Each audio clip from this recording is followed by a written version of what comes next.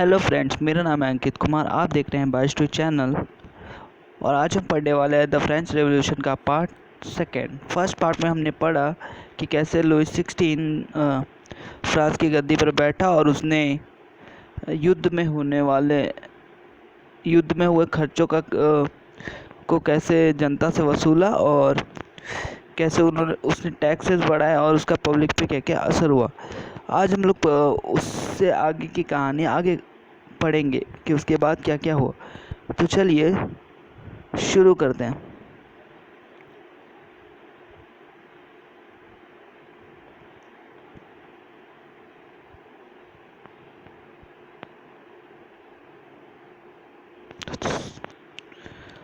Louis XVI had to increase taxes for the further reasons you have learned in the previous section.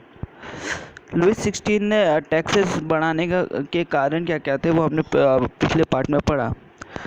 How would you think the could have gone about more during this? In France of old regime, the monarch did not have the power to impose taxes according to will alone. इसका मतलब कि अब देखते हैं कि हम लोग आगे कि इसके बाद लुइस 16 ने क्या क्या किया। जैसे कि कहा जाता है कि जब फ्रांस का जो ओल्ड रिजाइम था वहाँ पे राजकीय सत्ता को यह अधिकार नहीं था कि वो अपने दम पे टैक्सेस बढ़ाए, यानी कि अपने मनमर्जी वो टैक्सेस बढ़ाए। Rather he had to call a meeting of State General with would she passed a proposal of new taxes। या तो वहाँ पे यह रूल था कि आप एक मीटिंग बुलाइए जनरल्स की और वहाँ पे एक बिल पास कीजिए कि नया टैक्सेस क्या क्या होगा। The state general was a political body to which 3 states as their representative. The state general एक पॉलिटिकल बॉडी होता है, जैसे कि इंडिया में लोकसभा राज्यसभा होता है, उसी तरह फ्रांस में जो तीनों स्टेट्स थे वो अपना रिप्रेजेंटेटिव भेजते थे और वो लोग सब मिल के एक बॉडी फॉर्म करते थे जो स्टेट जनरल्स होते थे। द मोनार्क अलोन को decide when to call a meeting of the body, और मीटिंग कब बुलानी है इसका फैसला राजा लेता था। द मोन On 5th May 1789, Louis XVI called together an assembly of States General to pass proposal for new taxes। 5 मई 1789 को लुइस 16 ने एक मीटिंग बुलाई स्टेट जनरल्स की और transparent hall in Versailles was prepared to host the delegate. एक Versailles में एक hall में ये मीटिंग बुलाई गई। The first and second state sent 300 representative each. जैसे कि हम लोग जानते हैं कि तो 3 स्टेट था, तो फर्स्ट और सेकेंड स्टेट ने 300 रिप्रेजेंटेटिव भेजे। Which were scattered in a row facing each other two sides, जो कि मतलब कुर्सी पे बैठे और एक दूसरे के सामने। अच्छा फ्रेंड्स, ये जो साइड में इम्पोर्टेंट डेट्स है यहाँ पे मैं रोक दे रहा हूँ, आप इसे स्क्रीनशॉट लेकर आप इसे स्क्रीनशॉट ले लीजिए, क्योंकि ये सारे इम्पोर्टेंट डेट्स हैं। जैसे कि 1774 में लुइस 16 राजा बना फ्रांस का। 1789 में मीटिंग बुलाई गई। 1791 में कॉन्स्टिट्यूशन बनाया गया जिससे कि राजा के पावर्स को लिमिटेशंस दी गई। 1792 और 1793 में फ्रांस एक गणतंत्र बना जिसमें कि राजा को हटा दिया गया, overthrown of the Jacobian Republic, और यहाँ पे फिर एक कॉन्स्टिट्यूशन बना। 1804 में नेपोलियन आया और 1815 में Napoleon defeated at Waterloo. Napoleon 1815 में हारा था। ये इम्पोर्टेंट डेट्स हैं। तो चलिए आगे शुरू करते हैं। While the 600 members of the third state had to stand at back, जबकि जो तीसरा स्टेट था जिसने 600 मेंबर्स भेजे थे उन्हें नीचे बैठना पड़ा। The third state was represented by more its purpose educated member। जो थर्ड स्टेट था वहाँ पे एजुकेटेड मेंबर्स थे मिडिल क्लास फैमिली के। Peasants, artisans, womens were denied entry to assembly, जबकि किसान, काम करने वालों और महिलाओं को असेंबली में जाने की अनुमति नहीं दी गई थी। However their governance and demands were listen to in some 40,000 letters which the representative had brought with them, जबकि उनको अंदर जाने की परमिशन तो नहीं मिली थी, पर उनको लेटर लिखने की परमिशन मिली थी। आई मीन 40,000 लोगों ने लेटर लिख के भेजा था असेंबली में। Voting to State General in the past had been conducted according to the principle that each state had one vote. जो वोटिंग का वहाँ पे प्रक्रिया हुई थी, उसके हिसाब से हर स्टेट को एक वोट था।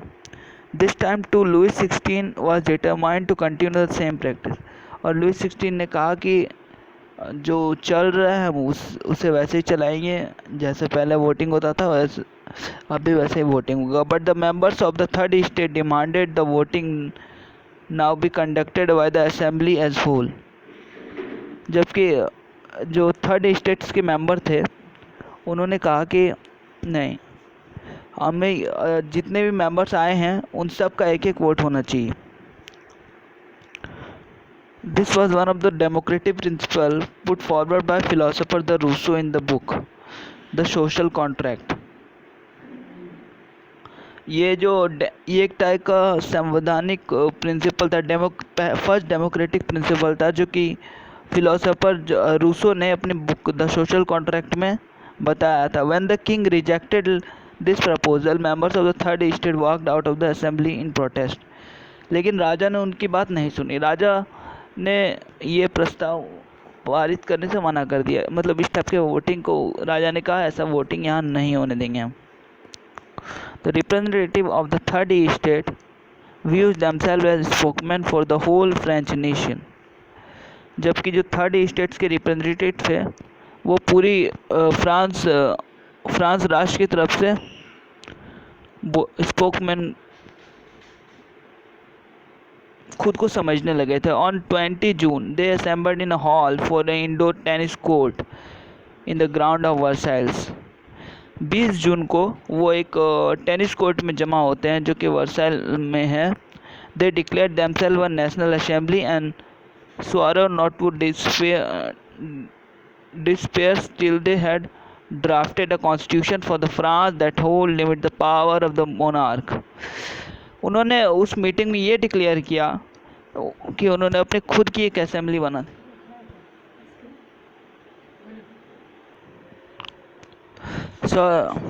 उन्होंने खुद सारे मेंबर्स ने अपना एक असेंबली घोषित कर दी वहाँ पे, और उन्होंने कहा हम लोग तब तक सामने नहीं आएंगे जब तक एक संविधान नहीं बन जाता फ्रांस में, जो कि राजा की शक्ति को बांध सके, मतलब लिमिटेशंस दे सके राजा की शक्ति को, मोनार्क को। दे वर led by मीराबेऊ and एल्बिस serious. Mirabeau was born in a noble family but was convinced of the need to always. मीराबेऊ जो कि एक अच्छे परिवार में उन्होंने जन्म लिया था, मतलब नोबल फैमिली में उन्होंने जन्म लिया था,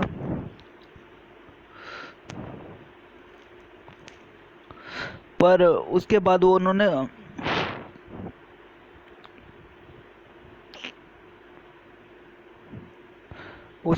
ये डिसाइड किया कि वो थर्ड स्टेट का ज़रूरत उनका साथ देंगे। He brought out a general and delivered powerful speeches to the crowds assembled in the Versailles. उन्होंने एक पूरा जर्नल खरीदा और उन्होंने उसमें बेहतरीन भाषण दिए, जो भी वर्साइल में भीड़ थी उन्हें। Abbassia said ordinarily a priest wrote an influential pamphlet called What is Third State. एबेसियस ने कहा कि एक पादरी ही है जो कि एक बहुत अच्छा ये लिख सकता है, बहुत अच्छा पैम्पलेट लिख सकता है कि जो लोगों को इन्फ्लुएंस करे कि what is third state. While the National Assembly was busy at Versailles drafting a constitution, the rest of the France seated with a terminal. जब नेशनल असेंबली संविधान लाने में बिजी थी, तब पूरा फ्रांस जो था वो एक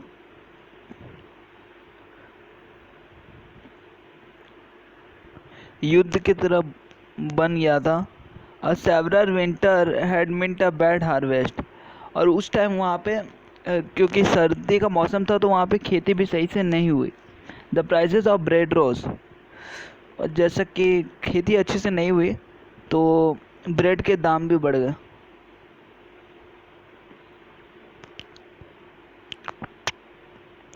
after spending hours in long queues of the bakery, crowd of angry women stormed into the shops। बहुत देर तक खड़ा रहने के बाद दुकानों में जो महिलाएं थी वो गुस्सा गई और वो शॉप्स के अंदर तोड़फोड़ करने लगी। बेकर्स एक्सप्लॉइटेड, और जब बेकर्स जो थे उन्हें एक्सप्लॉइट करने लगे उसके बाद फेमस नहीं है क्या। At the same time the king order troop to move into Paris, और उसी समय राजा ने ये मिलिट्री को ये आदेश दिया कि तुम शहर में जाकर हमला करो।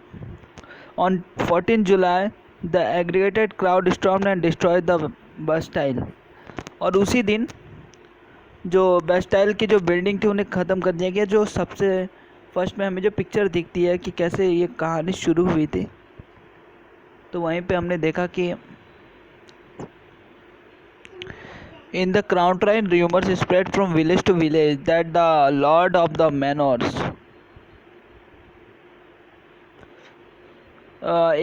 मतलब एक अफवाह फैली गांव-गांव में कि जो बड़े-बड़े ज़मींदार हैं had hired bands of brigade who were on their way to destroy the rice crop। उन्होंने एक लोगों का समूह को ऑर्डर दिया है कि वो लोगों की चावल की फसल को बर्बाद कर दें। Caught in the frenzy of fear, peasants in several districts seized horses and pitchforks and attacked castle resident belonging to a king of noblemen।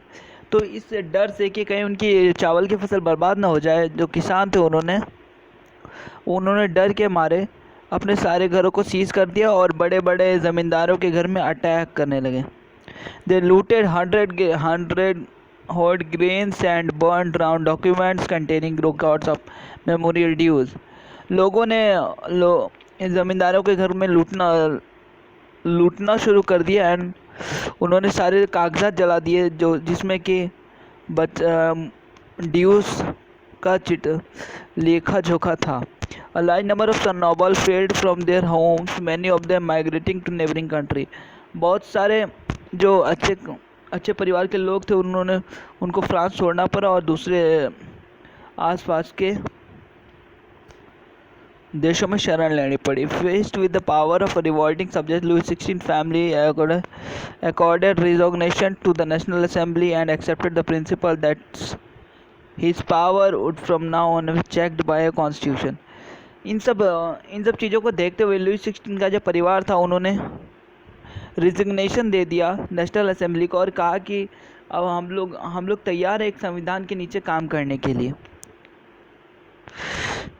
On the might of 4 August 1789, the Assembly passed a decree abolishing the federal system of abolition and taxes।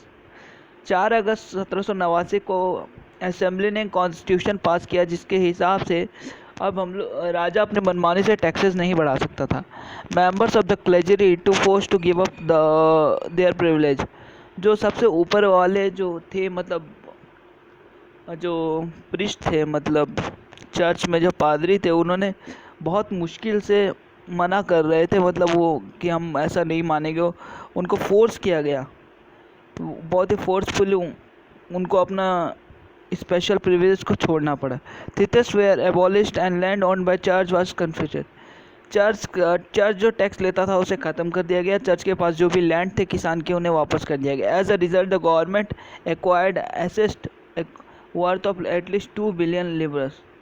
और इससे हुआ ये कि जब church के हाथों से उतना सब लेने के बाद सरकार को 2 बिलियन रुपयों का फ़ायदा हुआ, 2 बिलियन। अब आगे देखते हैं कि फ्रांस कैसे एक कॉन्स्टिट्यूशनल मोनार्की बना। France become constitutional monarchy. अब एक ऐसा राजतंत्र जो कि अब एक संविधान के नीचे काम करेगा।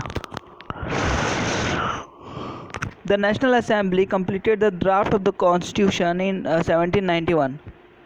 1791 में कॉन्स्टिट्यूशन बना।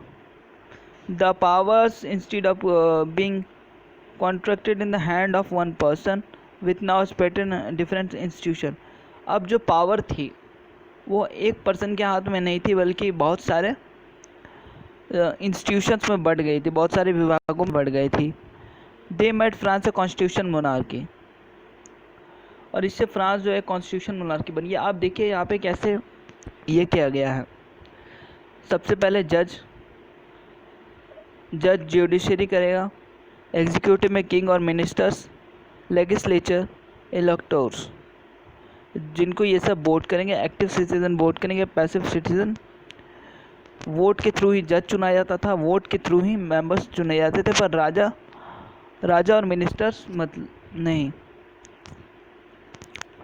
The Constitution of 1790 vested the power to make laws in the National Assembly।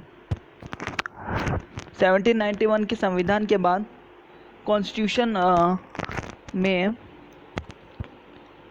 मतलब कॉन्स्टिट्यूशन में बहुत सारे नए नियम बने। This is citizens voted for a group of electors who in turn to choose the assembly। Now all citizens however had to right to vote। अब सारे citizens को राइट टू वोट था।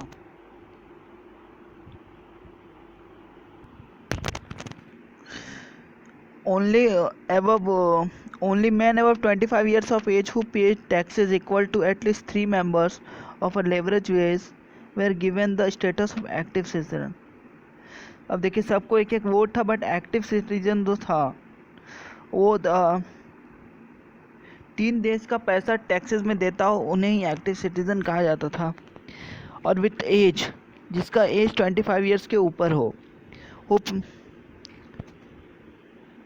were given the status of active citizen। उन्हें active citizen क्या, that is they were entitled to vote. उसके बाद ही उन्हें वोट देने का अधिकार था। The remaining men and women were casted a passive citizen to qualify to an electrode and then a member of assembly। A man had to belong to higher bucket of tax payers। अब देखो जिसको भी इलेक्ट्रोस बनना है और जिसको भी ऊपर असेंबली में जाना है, जो ज़्यादा टैक्स देता था वही ऊपर असेंबली में जा सकता था। यही था कि मतलब जिसने ज़्यादा पैसे दिए सरकार को उसका ज़्यादा चांस था कि वो असेंबली में जाए, और जो कम टैक्सेस देता था वो एक्टिव और पैसिव सिटीजन बन के रहता था। The Constitution began with a declaration of man and citizen।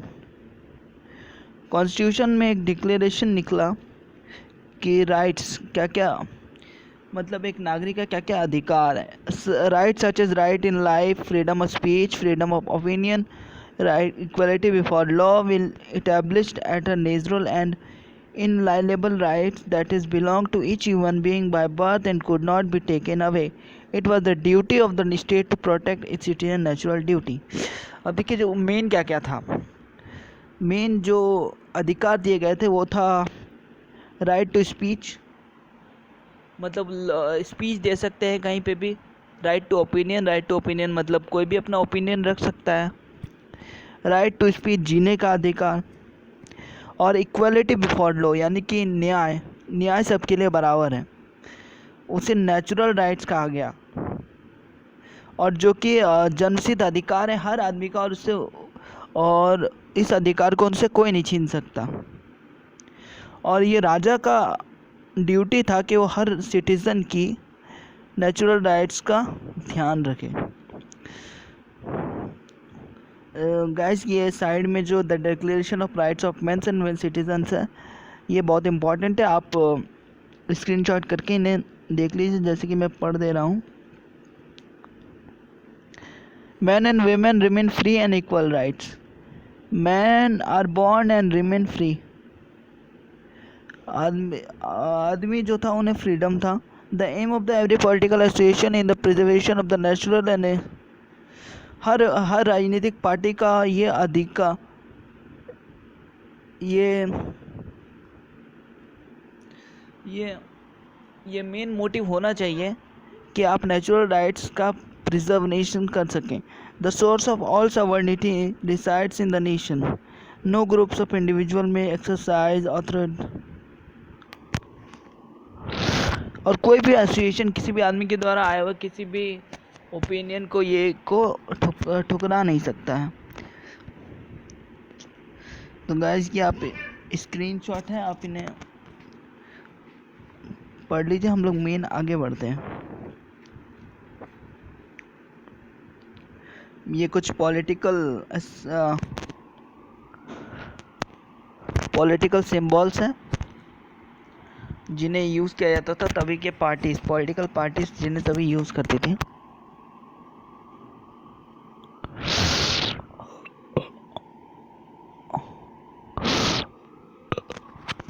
अब देखते हैं आगे कि फ्रांस में जो है अब राजतंत्र पूरी तरह से ख़त्म हो जाएगा एंड वो एक रिपब्लिक बन जाएगा, एक गणतंत्र बन जाएगा। The situation in France continued to be tense during the following years. Although Louis XVI has signed the constitution, he entered into secret negotiation with the king of Persia. France में जो situation थी वो अभी भी तनावपूर्ण बनी हुई थी। लुइस 16 ने कॉन्स्टिट्यूशन तो साइन कर दिया था किंग ऑफ पर्सिया के दबाव में आकर। Rulers of other neighboring countries too worried about the development of France and made plans to send troops to down the events that have been taking places there since the summers of 1789. जो पड़ोसी देश थे France के, वो बहुत ही चिंतित थे क्योंकि फ्रांस में बहुत सा डेवलपमेंट को लेके फ्रांस का वो बहुत ही ज़्यादा चिंतित थे और इसीलिए उन्होंने अपनी सेनाएं भेजी फ्रांस में, क्योंकि वहाँ जो इवेंट हो रहा है उन्हें ख़त्म करने के लिए।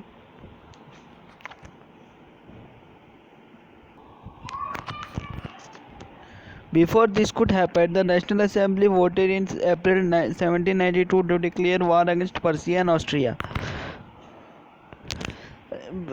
इससे पहले कि ये सब कुछ ठीक हो जाता, फ्रांस और ऑस्ट्रेलिया ने जंग की घोषणा कर दी थी against France.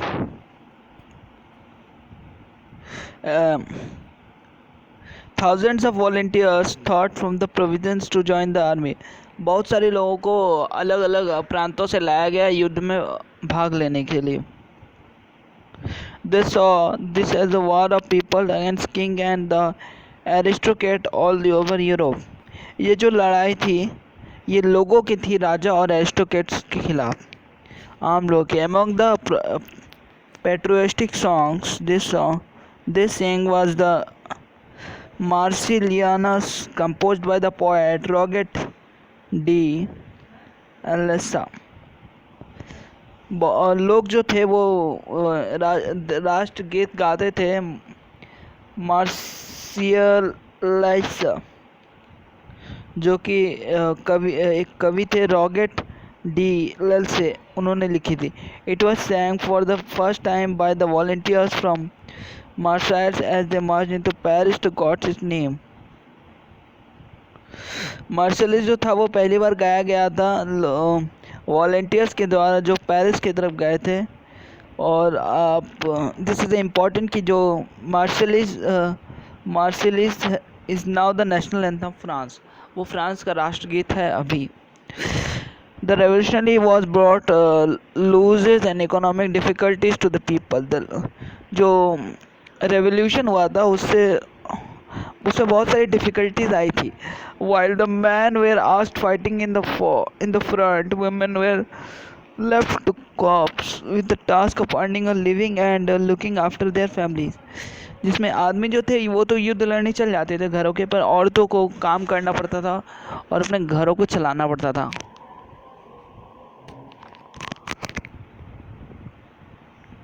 Large sections of the population were convinced that the revolution had to carry it further. बहुत large section of the population, मतलब आबादी का बहुत बड़ा हिस्सा वो चाहता था कि ये जो क्रांति है ये लंबे समय तक चले। As the Constitution of 1790 gave political rights only to the richer section of the society, political clubs become an important rallying point for the people who wish to discuss government policies, plans. Political club जो थे वो बहुत ही important जगह बन चुके थे जहाँ पे लोग जाकर राजनीतिक विचारों पर चर्चा करते थे और प्लान बनाते थे कि हमें इसमें किस तरह क्रांति को आगे बढ़ाना है। The most successful of this club was the Jacobins. उनमें सबसे इम्पोर्टेंट जो पॉलिटिकल क्लब था वो जोकोबिन क्लब था, which got its name from the former convent of Sant Jacob in France. जोकोबिन्स का नाम उन्हें संत जोकोब जो कि पेरिस में रहते थे उनसे मिला था। Womens too had been active toward the parade from their own clubs. महिलाएं भी जो थी इसमें बहुत बढ़ चढ़ कर हिस्सा ले रही थी। Womens too had become active. Section 4 of this chapter will tell you more about the active in. आगे चल के हम सेक्शन 4 में पढ़ेंगे कि वुमेन्स किस तरह इस क्रांति में पार्ट ली। The members of the Jacobin club belong mainly to the less prosperous section of the society. जो जोकोबिन क्लब के जो मेंबर थे वो सोसाइटी के बहुत ही लेस सेक्शन से आते थे, मतलब जिनकी ज़्यादा कमाई नहीं होती थी। They include small shopkeepers, artisans such as shoe makers, pastry cooks, watch makes, printers as well as servant और daily wages workers.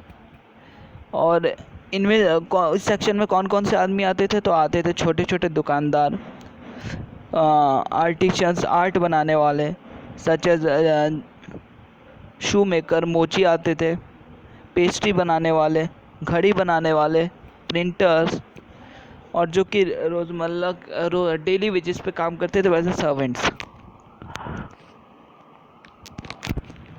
There leader was a Maxim Robespierre. उनका जो लीडर था उसका नाम था मैक्सिमिलियाने रोबोस्पियर।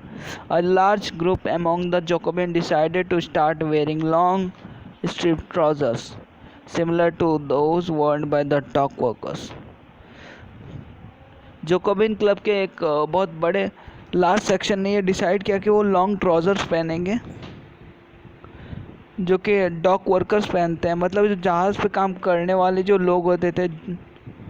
अपने बहुत सारे पायरेट्स की स्टोरीज देखे होंगे तो वहाँ पे जो काम करने वाले होते थे वो नीचे ट्राउजर्स पहनते थे। तो ये जोकोबिन क्लब के मेंबर्स ने भी सोचा कि हम लोग भी ट्राउजर्स पहनेंगे। They were to set themselves apart from the fashionable section society especially nobles who were knee breeches. उन्होंने यह निश्चय किया कि हम लोग ज़्यादा फैशनेबल सोसाइटी से खुद को अलग रखेंगे, जैसे कि नॉबल्स जो कि नी बीचेस पहनते थे। It was a way of proclaiming the end of the power wielded by the knee breeches. और इनसे उन्होंने यह भाव प्रकट किए कि हम लोग उनके पावर्स के थ्रू अब काम नहीं करेंगे। The Jacobin come to known as the sans culottes. Jacobins को सेंस क्लोथिस कहा जाता था, literally meaning those who were without knee breeches. इसका मतलब ये कि जो नी बीचेस नहीं पहनते थे। Sans culottes men wore in addition to red caps that symbolise liberty. Sans culottes जो थे वो एक लाल टोपी पहनते थे जो कि लिबर्टी को शो करता था। Womens however were not allowed to do so, पर औरतों को ये करने की आज़ादी नहीं थी। In the summer of 1792 the Jacobin planned the insurrection of a large number of Parisians who were angered by the short supplies and high prices of food.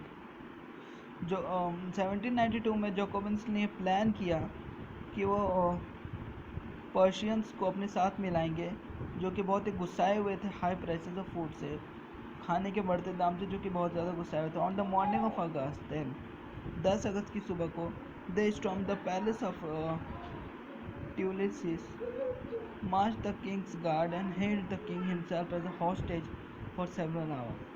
10 अगस्त को वो पैलेस ऑफ ट्यूरी जाते हैं, वहाँ पे वो राजा के गार्ड्स को मार देते हैं एंड राजा को कुछ दिन के लिए बंधक बना लेते हैं, कुछ घंटों के लिए. Later the assembly voted to imprison the lovers.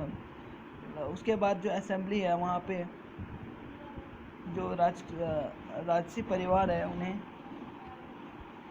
Jail में डालने का हुक्म दिया जाता है. Elections were held. चुनाव होते हैं. From now all the mens of 20 years and above regardless of wealth got the right to vote. और अब जो है 21 साल से ऊपर का कोई भी आदमी जिसमें कि पैसा मैटर नहीं करता, वेल्थ मैटर नहीं करता, वो सभी वोट दे सकते हैं. The new elected assembly was called the convention. नया जो असेंबली बना उसको कन्वेंशन नाम से जाना गया. On 21 September 1792 it abolished the monarchy and declared France a republic. 21 सितंबर 1792 को राजतंत्र को पूरी तरह से ख़त्म किया गया और फ्रांस को एक गणतंत्र घोषित किया गया. As you know, a republic is a form of government where the people select the government, including the head of the government. There is no hereditary monarchy. जैसे कि हम जानते हैं गणतंत्र का मतलब होता है कि जहाँ पे जनता सारे रिप्रेजेंटेटिव को चुनती है, including the head of the government. Including जो देश को चलाएगा उन्हें भी जनता ही चुनती है. Will they try and find out about some other countries that republic and invested. आप जो है आप और भी देख सकते हैं कि और कौन कौन से देश थे जो कि मोनार्की में ट्रांसफ़र हुए. Louis XVI was sentenced to death by a court on the charge of. Louis 16 को फांसी की सज़ा हुई on 21 January 1973. He executed publicly at Plaza de Colón. The Queen Marie Antoinette met with the same fate and shortly after. 21 जनवरी सन 1793 को राजा को जो Louis 16 को जो है पब्लिकली फांसी दे दी गई. पैलेस डी कॉनकॉर्ड में इस जुर्म के लिए कि उन्होंने दूसरे देश के कानून को तोड़ा है. और उसके कुछ टाइम बाद ही उनकी जो रानी थी मारिया एंटोनिटी, उन्हें भी फांसी दे दी गई.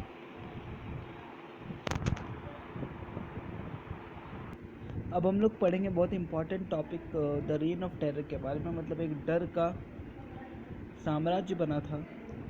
The period of 1793 to 1794 referred as the reign of terror. 1793 से 1794 करीब एक साल का समय को रेन ऑफ टेरर कहा जाता है, क्योंकि रॉबर्टस्पियर जो था उन्होंने एक पॉलिसी निकाली जिसके अनुसार all those who saw him the enemies of the republic, ex-nobles and clergy, members of other political parties, even members of his own party,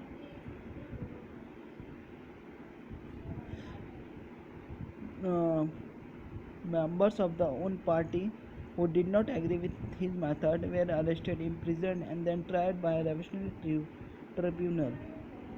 If the court found them guilty, they were guillotinized. The guillotine is a device consisting of two poles and a blade with a person beheaded. It was named after the Dr. Guillotine who invented it. तो रॉबर्टस्पियर जो थे उन्होंने एक policy निकाली. उसके अनुसार उनको जो भी मतलब उनको जो भी लगता था कि वो गणतंत्र के दुश्मन हैं, जैसे कि पादरी हो गए, बड़े बड़े राजसी घर अच्छे परिवार के लोग हो गए, दूसरे पॉलिटिकल पार्टीज़ के नेता हो गए. इनफैक्ट उन्हीं के खुद के पॉलिटिकल पार्टी के नेता जो उनके तरीके से खुश नहीं थे, उन्हें अरेस्ट किया जाता था, जेल में डाला जाता था. उसके बाद एक प्रक्रिया चलती थी. उसके बाद अगर कोर्ट उन्हें गिल्टी मानता था तो उन्हें गिल्टोनाइज्ड कर दिया जाता था. गिल्टोनाइज्ड का मतलब कि वो गिल्टोनाइज्ड एक पोल होता था जिसमें कि 2 ब्लेड लगे होते थे और वहाँ पे आदमी को रख के बीच से उनकी मुंडी को सर को धड़ से अलग कर दिया जाता था और इसका नाम पड़ा डॉक्टर गोल्टोनिया, जिन्होंने इन्हें बनाया था। रॉबespierre government issued laws placing a maximum ceiling on wages and prices. Meat and bread were recognized. Peasants were forced to transport their grain to the cities and sell it to the price fixed by government. Robespierre government में एक कुछ नियम निकाले जिसके अनुसार मतलब आमदनी और खर्चों को लेकर, जिसके अनुसार मीट और ब्रेड का जो प्राइस था उन्हें बढ़ा दिया गया था। किसानों को फोर्स किया गया कि वो अपने ग्रेन्स और मतलब अपने अनाज को शहरों में बेचें फिक्स्ड प्राइस पर, मतलब जो सरकार एक फिक्स्ड प्राइस तय करेगी उसी पर उन्हें बेचें। The use of more expensive white floor was forbidden. ज़्यादा अच्छे मतलब जो किसान जो है वो ज़्यादा अच्छे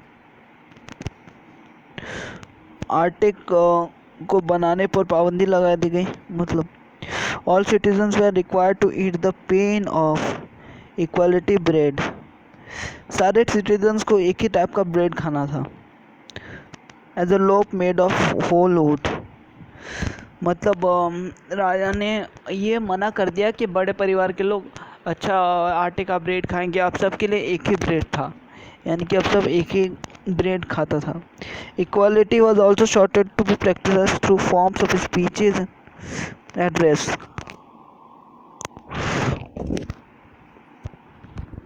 इक्वालिटी बहुत सारे मतलब इक्वालिटी बताई जाती थी बहुत सारे स्पीचेज में, भाषणों के द्वारा। Institute of the tradition monsieur and madam and sir all French men and women were hence citoyenne. जो फ्रांस का ट्रेडिशन था, मतलब फ्रांस की पुरानी भाषा में मॉन्सिक्योर और मैडम था, यानी कि सर मैडम, अब वो सिटियोन और सिटियोनी थे। Churches were shut down and their buildings converted into barracks और ऑफिस। चर्चेज को ख़त्म कर दिया गया, चर्चेज को बंद कर दिया गया और उन चर्चेज में ऑफिसेस खोल दिए गए। Robespierre pursued the policies so recently that even his supporters began to demand moderation. Finally, he was convicted by a court in 1799. In fact अब इतने सारे कड़े कानून के बाद रॉबespierre के जो खुद के आदमी थे उन्होंने वो अब मॉडरेशन चाहते थे और इसलिए कोर्ट रॉबespierre को भी कोर्ट जाना पड़ा और 1794 जुलाई में उन्हें अरेस्ट किया गया और उन्हें भी उसी तरह मार दिया गया जैसा कि लोगों को मारा जाता था। तो फ्रेंड्स, आज के लिए बस इतना ही। आप साइड में रॉबespierre के बारे में व्हाट इज़ लिबर्टी और लिबर्टी में क्या क्या कॉन्फ्लिक्ट्स ऑफ टू व्यूज़ आप ये पढ़ सकते हैं। ये ज़्यादा इम्पॉर्टेंट नहीं है। तो और अगले पार्ट में हम लोग पढ़ेंगे जो इसका कंक्लूज़न होगा कि इसके बाद क्या क्या चेंजेस आए और फ्रीडम के बाद क्या क्या सोसाइटी पर प्रभाव पड़ा और इससे दूसरे देशों ने क्या सीखा और इसमें महिलाओं का क्या योगदान था। तो आज के लिए बस इतना ही। अगर आपको वीडियो पसंद आया तो लाइक करें, चैनल को सब्सक्राइब करें। अगर कुछ गलती हुई या कुछ पूछना चाहते हैं तो कमेंट करें और हमारे टेलीग्राम ग्रुप से भी जुड़े। वहाँ पे हम लोग इम्पोर्टेंट क्वेश्चंस डालते हैं, सारे इम्पोर्टेंट क्वेश्चंस वहाँ पे आ रहे हैं।